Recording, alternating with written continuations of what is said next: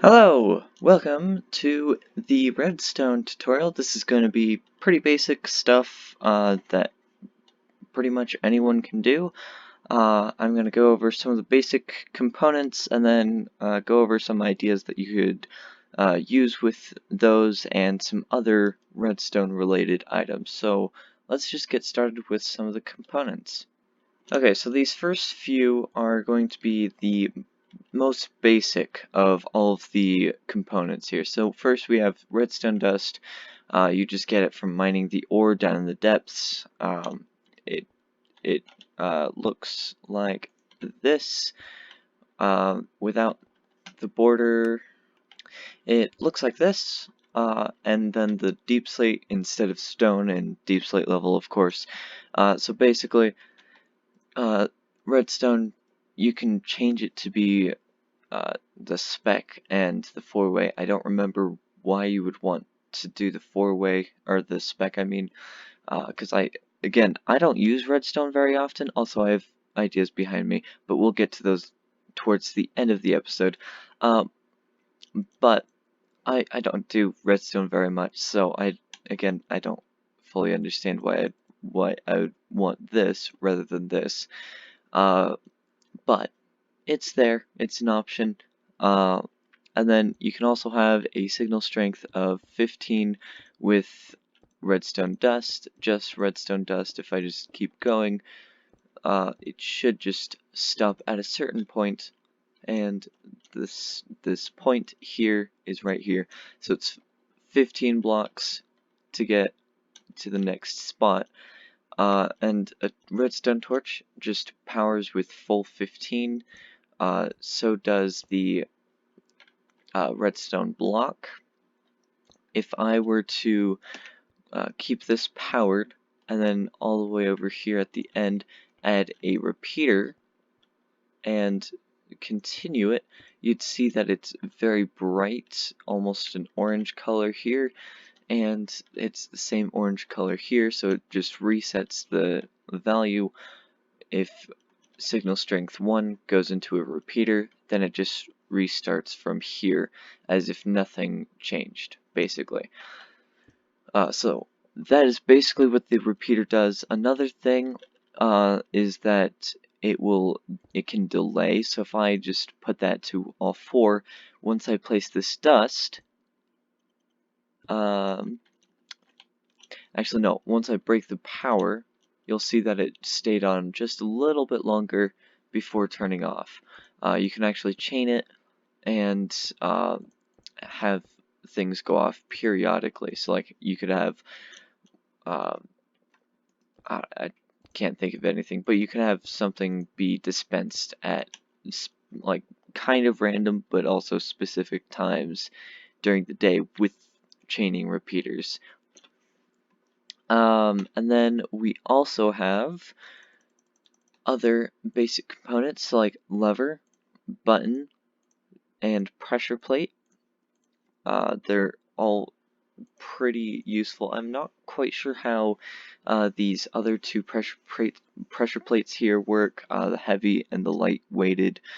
The heavy weighted and light weighted. I just know that more or less items, depending on the variant, are required to open the door, whereas with just the regular oak pressure plate or just any wooden pressure plate, you can just walk over it and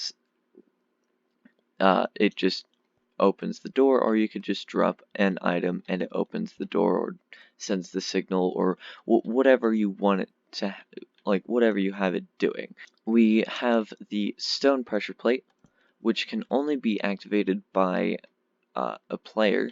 As you can see, that item is sitting on the pressure plate, but it is not activating it. Now, just to reiterate, I can just place anything onto the wooden one and it will activate it, and then I have to walk over the stone one. Buttons are a little bit interesting because they don't, like, they kind of work similarly to pressure plates in the sense of they're only active for a period of time. Basically, for however long something is on the wooden pressure plate, or a player, or I believe an entity can also activate this one, is on the stone. That's how long the signal lasts. Uh, but buttons are set to a specific time. So if I press the button, it just goes down for a minute, and then it comes back up. And then that'll be the same for both. The major difference is that if I grab a bow really fast, I can actually make the wooden one stay active, but not the stone one. I believe you can also trigger a pressure plate with an arrow, and I was right, you can. So basically, just however long the arrow lasts as well, that's another way of doing that. Now these are not flammable. The wooden button and pressure plate are not flammable, so don't have to worry about that. At least I'm pretty sure they're not flammable. And then finally we have the lever, basically a toggleable power source, basically a toggleable torch or block of redstone or whatever. Even though the torch is also toggleable, but that we'll get to that a little bit later. Okay, so the next few things that I will be talking about are also shown in here, and I have one more I'm gonna talk about as well.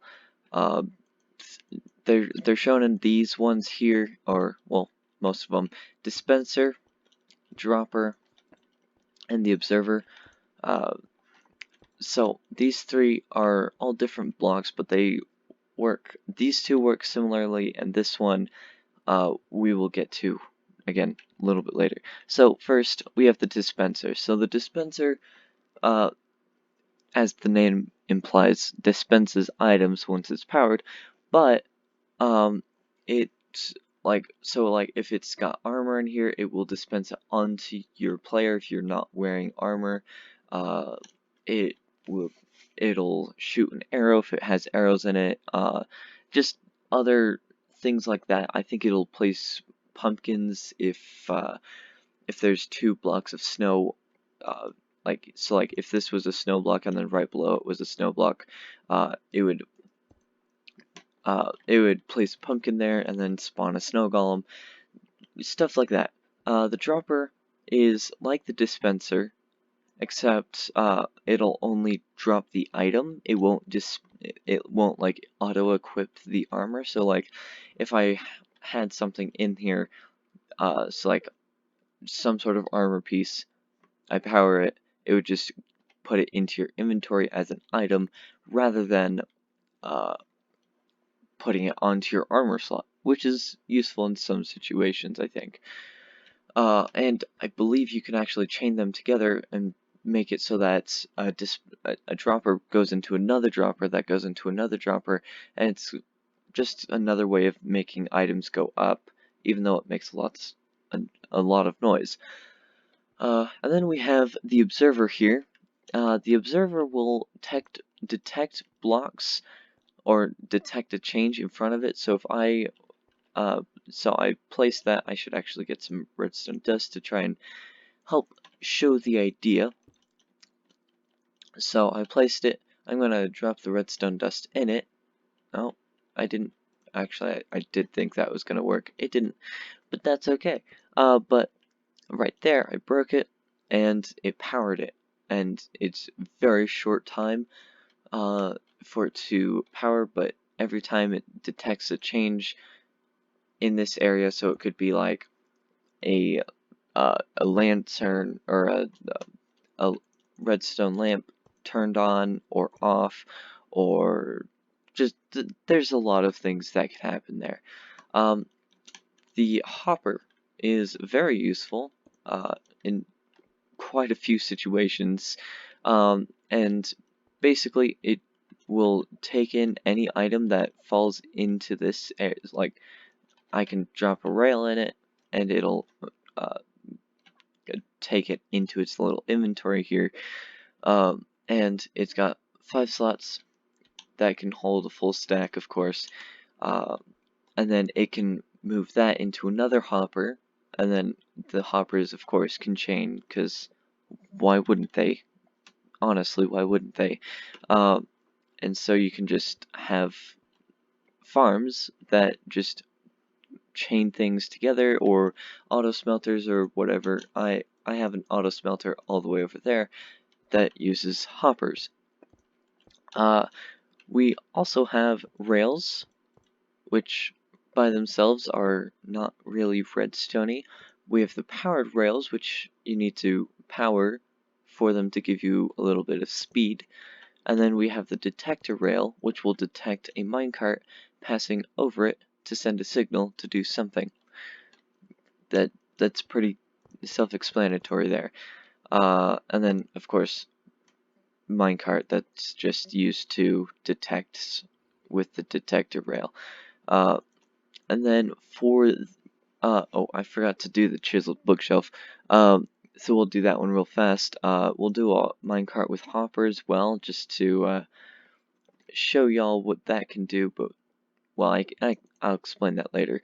And then redstone lamp and daylight detector are also very useful. So first, the bookshelf. Let me grab some books right here. Okay, so I believe you actually need to grab a comparator here.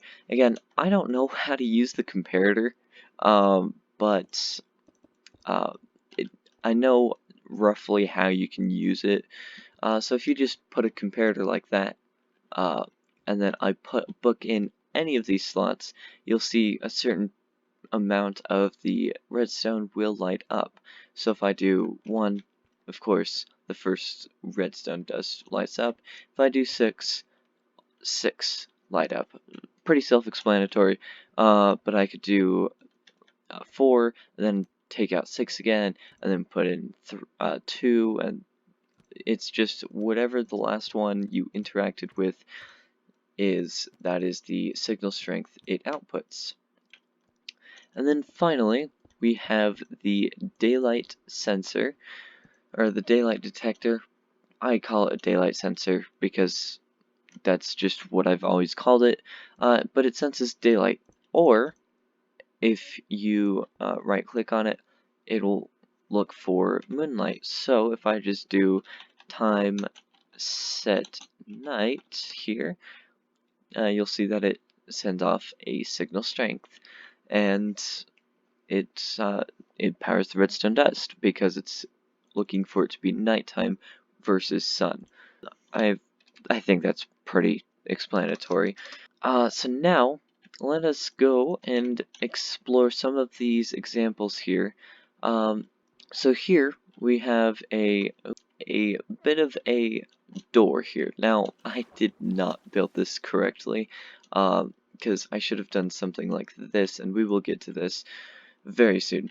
But basically, I have this side closed. I don't remember which one actually activates. Oh, there it is. Okay, so they're both closed, right? And then I have to select a different one to unpower it, which honestly was not very smart. I probably should have just done something a little bit different. But basically, Chiseled Bookshelf can allow you to open up a door, which is actually something that they showed in their original video of showing us the Chiseled Bookshelf, which was actually pretty cool. But now, and you can also kind of see pistons. These are sticky pistons too. Let me just grab those. There's a difference between a piston and a sticky piston. Powering just the piston will leave, like, powering and unpowering the piston will leave whatever you pushed in that second spot, and then you could put another one there, and then move those two, etc., up to like a push limit of 16, I think. I don't remember. And then a sticky piston is different because I can power and unpower it, and the block just stays. I could put a block here, and they both move, but this one just stays here. And then of course, that continues, kind of like that. So that's what the piston does. And now let us take a little bit of a look at this little door. What is going on here? We do not need that. Okay, so this door is currently closed because it's not powered here, because you can see this torch is not powered. Now, I don't know how this works. I just know that powering uh, this, like the block, the top of the block where the torch is, having this piece powered will unpower this, which I don't know how that works, but it does. But if I power this, this torch gets unpowered, unpowering the piston, and then powering the door here. And then finally, well, not finally, we have got a few more. Here, I need to grab a bunch of redstone dust. Oops. So this is detecting when something is when something, specifically redstone dust, enters into this hopper here. Once it does, it'll power this dropper to give you an item, but you could have it do other things as well. This design right to this block here, not including the repeater there. This design here is used in quite a few redstone storage systems, and so it detects when a certain block enters here, and I've made it so that only redstone dust will make it do it. Now granted, I could put in a lightning rod and it would probably power it a little bit more. Yeah, it did. But you'd have these renamed to something else that way. That way you can't get someone screwing up your whatever your redstone circuit is doing. And then over here we just have a simple light thing. I just make it night, and the lights come on. That's pretty simple. You just have the daylight sensor turned on tonight, and then some dust to power the lamps, and then it just works. And then finally, we have a super smelter, or an auto smelter, however you want to call it, where you input your, like, whatever you want cooked or smelted, or whatever it is, you put it in this upper chest, and then you put your fuel back here. These hopper minecarts will take items out of the chests and disperse them into the hoppers evenly, making the furnaces turn on, and all the hoppers put all the items into here. And then this can be extended or shortened depending on what size you want to make it. That's all of the redstone ideas that I have right now. I hope you enjoyed and maybe learned something new. And I will see you all next time. Bye!